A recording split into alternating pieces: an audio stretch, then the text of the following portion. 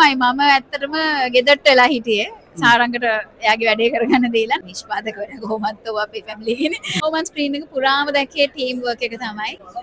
ආදරණීය තරුව ප්‍රීමියර් එකේ ඉතාමත් කාර්යබහුල චරිතයක් තමයි දැන් මාත් එක්ක එකතු වෙලා ඉන්නේ. ඇය දක්ෂ ලංකාවේ දක්ෂ ජනප්‍රිය නිලියක් දිනක්ෂි ප්‍රසාද්. ඉතින් මේ චිත්‍රපටයට සම්බන්ධ කෙනෙක්.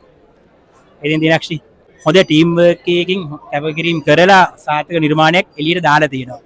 ඒ චිත්‍රපටය රිදී තිරේ දකින්නකොට කොයි වගේද දැනෙන්නේ?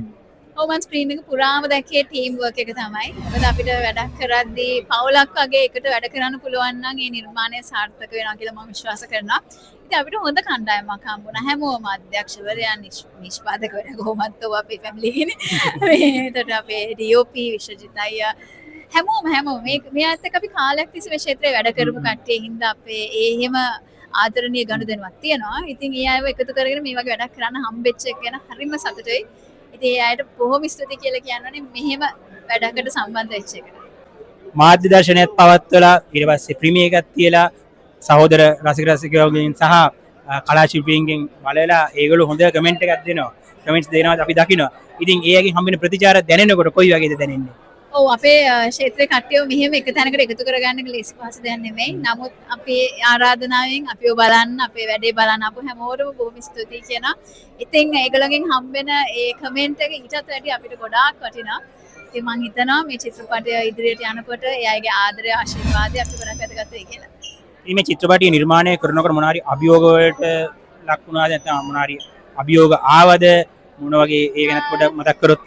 මෙහෙමයි මම ඇත්තටම ගෙදරට වෙලා හිටියේ සාරංගට එයාගේ වැඩේ කරගන්න දීලා. නමුත් ඇත්තටම මම දන්න තරමින් අභියෝග එනවා. ඉතින් ඕන වැඩක් කරද්දී විවිධාකාරයේ ඒක වෙන්න පුළුවන් කාලගුණික ප්‍රශ්න වෙන්න පුළුවන්, ලොකේෂන්ස් වල ඉෂුස් වෙන්න පුළුවන්.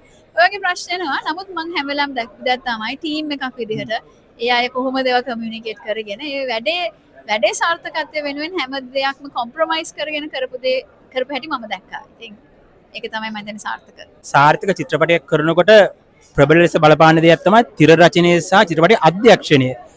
ඒකෙන් හම්බෙච්ච සපෝට් එක අපි පොඩ්ඩක් මේ වෙලාවේදී මතක් කරගන්න අවස්ථාවක් කරගමු නේද? චිත්‍රපටය බැලුවහම පේනවා තිර රචනය හරිම අපූර්වට ගලාගෙන යනවා. ඉතින් දුල්හාරි ඊළඟ කොනක්ගේ පළමු තිර රචනය මම හිතනවා ඇය ඒකට උපරිම කරලා තියෙනවා.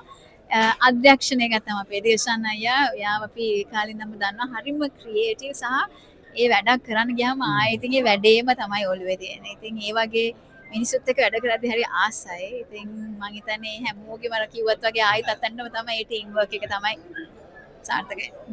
ඉතින් බොහොම ස්තුතියි දිනක්ෂ අපිට මේ අවස්ථාව ලබා දුන්නාට. ඊටම සාර්ථක නිර්මාණයක් තමයි කරලා තියෙන්නේ. ඉතින් අපි ප්‍රේක්ෂකයන්ට ආරාධනා කරමුනේ චිත්‍රපටය නරඹන්න එන්න කියලා. ඔව් ආදරණීය තරව පායලා තියෙන්නේ. දැන් ඉතින් ඔයගොල්ලන්ට සිනමා ශාලාවලට එන්න තමයි තියෙන්නේ. ඉතින් අද ඉඳලා දිවයින පුරා සිනමා ශාලාවල ආදරණීය තරව බලන්න. ඉතින් බොහොම ස්තුතියි අපිට මේ අවස්ථාව ලබා දුන්නාට. ඉතින් චිත්‍රපටය සාර්ථක වෙන්න කියලා සුබ පතනවා.